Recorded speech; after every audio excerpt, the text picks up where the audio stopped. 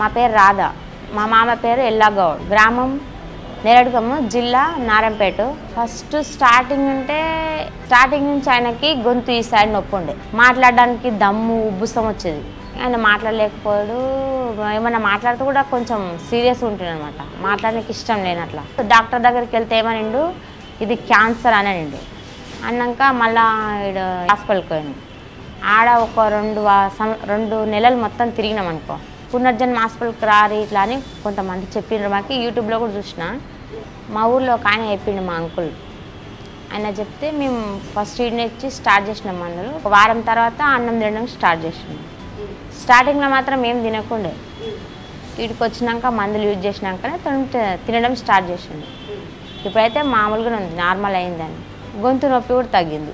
ఇప్పుడు ఏం లే, మందులు వాడినప్పటి నుంచి మాట్లాడతాడు, మంచిగా తిరలాడతాడు, తింటాడు, రిలీఫ్ ఉన్నాడు, మంచిగా ఉన్నాడు.